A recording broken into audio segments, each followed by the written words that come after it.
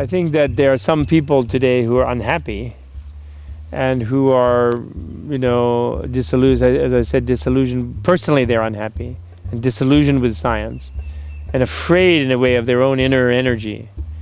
And so they're kind of hysterical about that topic, because it's something that sweeps them away personally.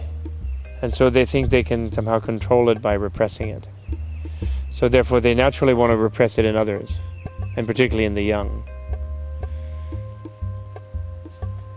And it's a sign of, in our society, in American society, it's a sign of our backwardness.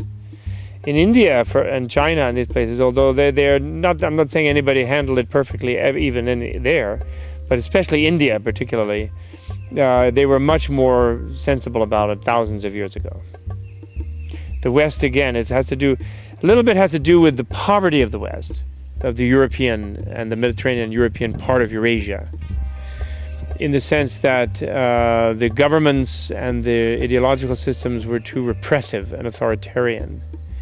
And therefore they were reluctant to allow people too much personal happiness, feeling that they then would not be coercible into their wars and into their labor.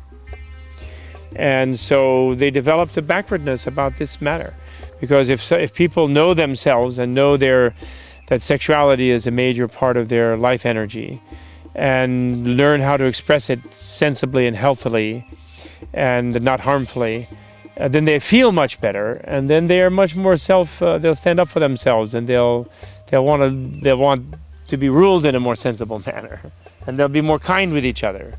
And so in a repressive sort of environmental situation where people want to coerce them into, like death marches and things, they don't want them to feel better.